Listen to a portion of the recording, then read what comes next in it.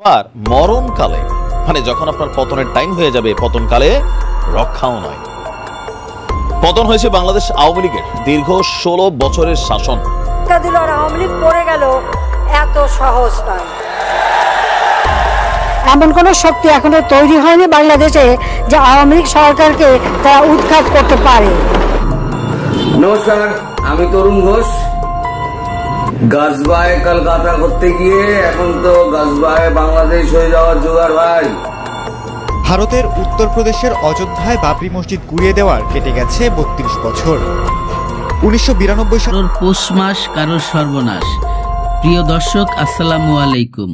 দেশে এবং প্রবাসে, দূরে এবং কাছে যে যেখান থেকে আজকের এই ভিডিওগুলো দেখার জন্য প্লে করেছেন, সবাইকে অনুরোধ করব ধৈর্য সহকারে পুরো ভিডিওটি কন্টিনিউ করবেন। দর্শক, আজকের এই ভিডিওতে আপনারা এমন কিছু তথ্য জানতে পারবেন, আপনারা যারা সাবেক প্রধানমন্ত্রী শেখ হাসিনাকে ভালোবাসেন এবং সাবেক শেখ হাসিনার পক্ষে ছিলেন এবং তারই কিছু ভিডিও বার্তা আজকে আপনাদের কাছে নিয়ে আসছি। আপনারা শুনলে হয়তো অবাক হয়ে যাবেন, দেখলে আশ্চর্য হয়ে যাবেন। আমাদের সাবেক প্রধানমন্ত্রী শেখ হাসিনা ভারতে থেকে যে চাঞ্চল্যকর তথ্য আজকের এই ভিডিওতে আছে, আপনারা অবাক হয়ে যাবেন। বিগত দিনে উনি ভারতে আছে এবং ভারত সরকার কিন্তু এখন ওনাকে রাখতে চাচ্ছে না। হয়তো অবাক হয়ে গেলেন আপনারা, এটাই সত্য। ভিডিওর কিছু শিরোনামে আপনারা দেখেছেন, সম্পূর্ণ ভিডিও আপনারা দেখলে বুঝতে পারবেন। প্রিয় দর্শক, আরো কিছু তথ্য রয়েছে আমাদের সাবেক প্রধানমন্ত্রীর আমলে। সাবেক যে ওবায়দুল কাদের সাহেব, উনি কিন্তু এখন দুনিয়াতে নেই, দুনিয়া থেকে বিদায় হয়ে গেছে। এমনই একটি ঘটনা আমাদের মাঝে ফিরে এসেছে। প্রিয় দর্শক, বিভিন্ন টিভি চ্যানেলে নিউজ করতেছে ওবায়দুল কাদের সাহেব উনি আর পৃথিবীতে নাই, কিন্তু আমরা জানি উনি বাংলাদেশ ছেড়ে চলে গেছে। উনি যে দুনিয়া থেকে বিদায় নিয়ে চলে গেছে, এটা হয়তো আমরা জানতাম না। তো এই ওবায়দুল কাদের সাহেব কোথায় আছে এবং ওবায়দুল কাদেরের জন্যই সাবেক প্রধানমন্ত্রী শেখ হাসিনা দেশ থেকে পালাইতে বাধ্য হয়েছে। প্রিয় দর্শক, এরকম অধিকাংশ নেতার জন্য আজ আমাদের সাবেক প্রধানমন্ত্রী শেখ হাসিনা তিনি ভারতে লুকিয়ে রয়েছে। এখন নাকি ভারত সরকারও তাকে রাখতে চাচ্ছে না, তেমনটাই জানা যাচ্ছে। তাই আমি বেশি কথা বাড়াবো না, চলে যাব সেই গুরুত্বপূর্ণ ভিডিওতে। গুরুত্বপূর্ণ ভিডিওতে যাওয়ার আগে ছোট্ট করে একটি রিকোয়েস্ট করব, আপনি যদি আমার চ্যানেলে নতুন বন্ধু হয়ে থাকেন, ভালো লাগলে চ্যানেলটিকে সাবস্ক্রাইব করে ভিডিওগুলো লাইক কমেন্ট শেয়ার করে দেবেন।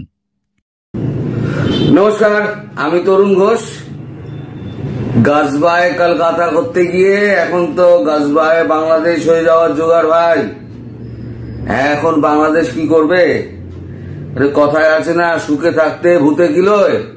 এখন ভূতে এমন কিলিয়েছে, এখন ভারত তো এপাশ থেকে তো চাপ বাড়াচ্ছে, ওপাশ থেকে আবার আরাঘান আরবি।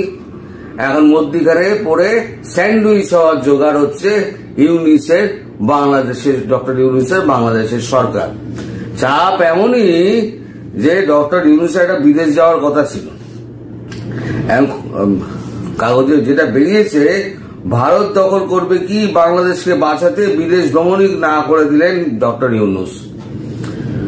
মানে এত ভয়। তাহলে এতই যখন ভয়, এইটুকু দেশ অর্থনৈতিক অবস্থা খারাপ, তাহলে পরে এই চুলকিয়ে ঘা করার কি দরকার ছিল? এই চুলকিয়ে ঘা করার কোনো দরকার ছিল? বরাবরই আমি বলেছি যে এই যে কলকাতা দখল করব, গাজবায় হিম করব, 7 সিস্টার নিয়ে নেব, এই যে হুঙ্কার গুলো, এই তো কাগজে কলমে হুঙ্কার। বাংলাদেশ হচ্ছে কাগজে বাঘ। আসল যখন সময় আসবে না, যখন কাজের সময় আসবে, তখন দেখবেন সব লেজ গুটিয়ে পালিয়ে গেছে। এসব কাগজে বাঘদের সব জানা আছে। এই যে এখন আরাকান আর্মি, তারা তো এখন তো আপনার একেবারে নাফ নদীর ওপারে চলে এসছে।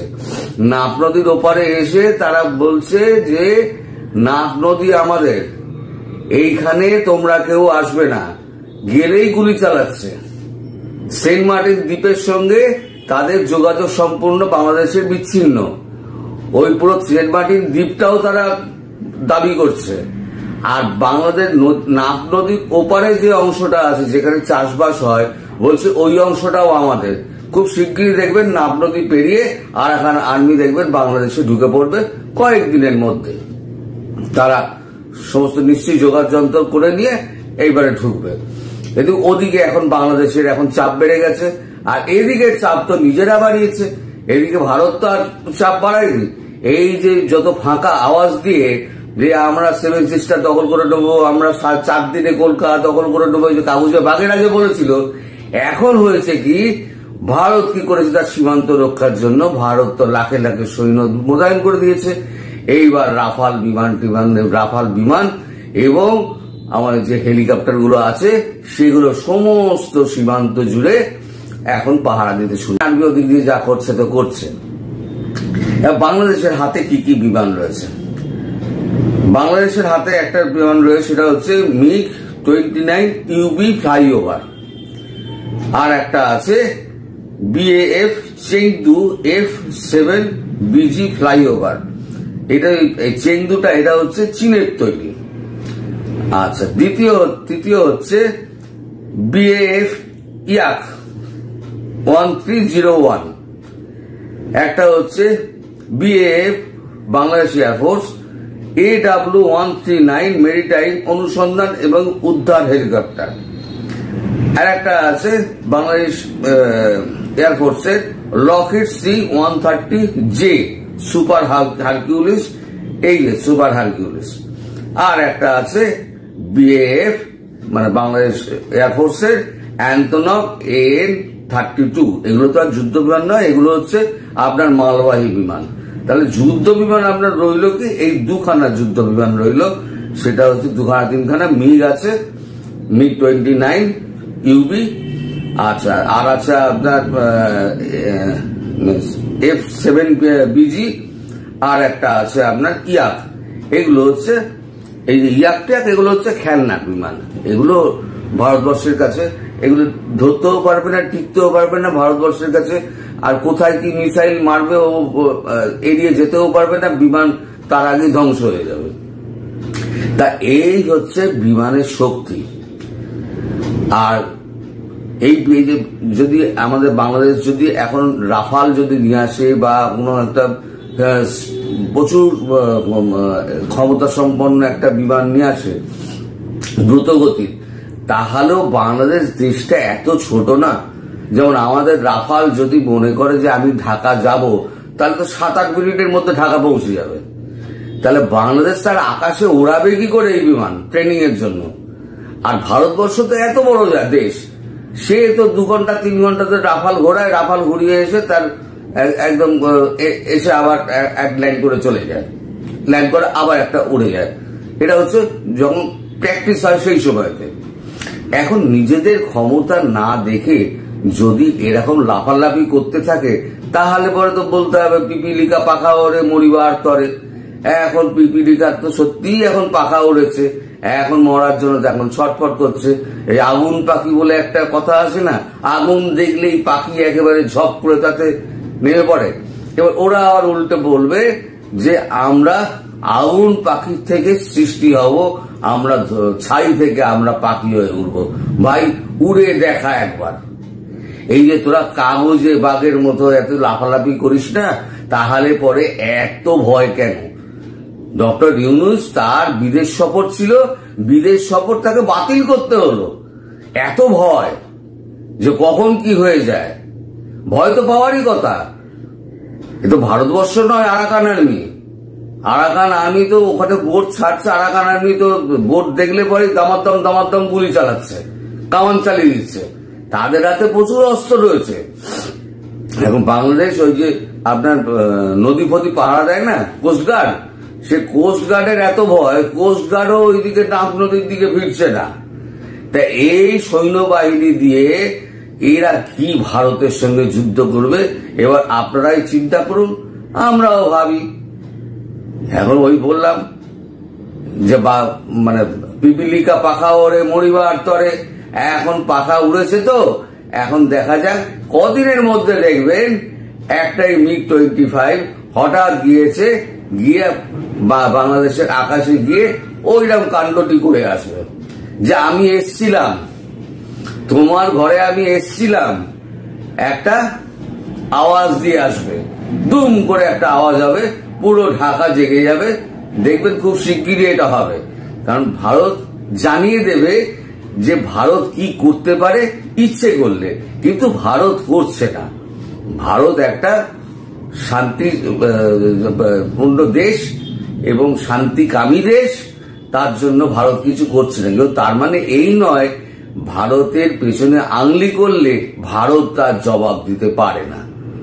ভারত ঠিকই জবাব দিয়ে দেবে এবং এমন মোক্ষম জবাব হবে বাংলাদেশ কিন্তু আর উঠে দাঁড়াতে পারবে না।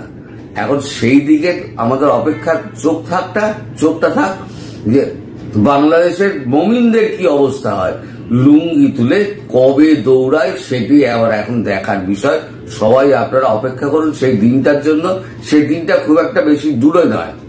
আর এই যে হিন্দুদের উপর অত্যাচার করছে না, এই হিন্দুদের উপর অত্যাচার সব বন্ধ হয়ে যাবে। অ্যাকশনটা এখনো শুরু হয়নি, অ্যাকশনটা খুব শিগগির হবে। আমি হিন্দু ভাইদের বলবো আপনারা নিশ্চিন্ত থাকুন। ভারত এমন এমন ব্যবস্থা নিচ্ছে যে বাংলাদেশ বাপ বলার সময় পাবে না, নড়তেও পারবে না। আমি হিন্দুদের একদম পুরো আশ্বস্ত করছি। কালকে পার্লামেন্টে এই নিয়ে প্রচুর হইচই হয়েছে এবং অমিত শাহজি তিনি কিন্তু পার্লামেন্টে স্টেটমেন্ট দিয়েছেন। ওই স্টেটমেন্টে এত রাত্রিবেলা উনি স্টেটমেন্ট দিয়েছেন, আমার আর দেখা হয়নি। আজকে কাগজে নিশ্চয়ই বেরোবে। আমি এটা সকালবেলা করছি, অনেক সকালবেলাতে, কারণ একটু বেলার দিকে আমাদের এই ফ্ল্যাটে প্রচুর কাজকর্ম হয় এবং প্রচুর আওয়াজ হয়, যার জন্য আমি সকালবেলা এই ভিডিওটা করে রেখে দিচ্ছি যখন একটুখানি চুপচাপ রয়েছে। আমি যদি দেখা যায় যে বিকেলের দিকে কোনো বড় খবর হচ্ছে, তাহলে পরে আমি নিশ্চয়ই পরে একটা ভিডিও করে আপনাদের সাম্প্রতিক অবস্থা জানিয়ে দেবো। ততক্ষণ পর্যন্ত আমি বিদায় নিচ্ছি। সবাই ভালো থাকবেন, সুস্থ থাকবেন এবং সাবধানে থাকবেন। নমস্কার। কুমিল্লার ভাষায় একটা কথা আছে, মানে মুসলিম ভাইয়ের বই মাঝে মাঝে বলে আর কি, শোন, জয়কালে ক্ষয় নাই, জয়কালে কি নাই, ক্ষয় নাই। আপনি যা করবেন আপনার হাত দিয়ে মনে হবে সবই হয়ে যাচ্ছে। সামহাও প্রকৃতিও তাকে সহায়তা করে, কারণ ডেস্টিনি পর্যন্ত তাকে যেতে হবে। আবার মরণকালে, মানে যখন আপনার পতনের টাইম হয়ে যাবে, পতনকালে রক্ষাও নাই। পতন হয়েছে বাংলাদেশ আওয়ামী লীগের দীর্ঘ 16 বছরের শাসন। নানান পজিটিভ অ্যাক্টিভিটিস, নেগেটিভ অ্যাক্টিভিটিস সব কিছু মিলিয়ে সরকারের প্রতি মানুষের বিরক্তি ছিল, যার কারণে একটা অভ্যুত্থান হয়ে গেছে। আর সেই অভ্যুত্থানের পর একের পর এক যে ঘটনাগুলো ঘটছে, নিশ্চয়ই ওপার বাংলায় বসে কি বলা যায়, বাংলাদেশ আওয়ামী লীগের সভানেত্রী শেখ হাসিনা তিনি দেখছেন আর ভাবছেন, আর যদি ওবায়দুল কাদের থাকে আশেপাশে জিজ্ঞেস করছেন কি হচ্ছে এসব, এরা কারা। ওবায়দুল কাদের ডায়লগ ছিল। যাই হোক, 1 2 3 4 5 6, তারপরে কি 7 8 9 এর পরে 10 11 12 এর পরে বলে ভাই সংখ্যা কেন গণতেছেন, গণতে থাকেন। 14 15 16 17 17 বছর পর গোপালগঞ্জে ঘটেছে এক বিরল ঘটনা। 17টা বছর গোপালগঞ্জে একটা কর্মকাণ্ড হয়নি। সেটা হচ্ছে কি, বিএনপি তাদের রাজনীতি ওইভাবে করতে পারেনি, বিএনপির যে কার্যালয় ছিল সেটা তারা খুলতে পারেনি। 17 বছর পর শেখ হাসিনার হার্ট গোপালগঞ্জে জেলা বিএনপির কার্যালয় গতকালকে উদ্বোধন করা হয়েছে।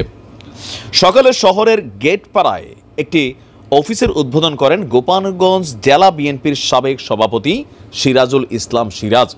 শুধুমাত্র গোপালগঞ্জ নমুনা না, বাংলাদেশের অনেক জায়গায় কিন্তু আসলে বিএনপি জামাতের কার্যালয় তো পুরো তালা মারাই ছিল।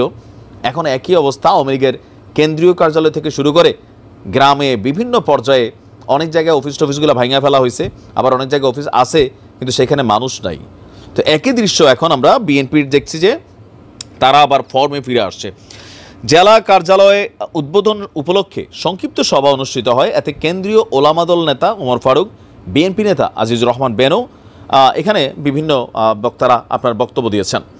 অনুষ্ঠানে তিনি বলছেন, 17 বছরের শাসনামলে গোপালগঞ্জে বিএনপির কোনো অফিস রাখা সম্ভব হয়নি, কারণ এটা তো শেখ হাসিনার ঘাঁটি ছিল কোথাও না কোথাও, তাই না?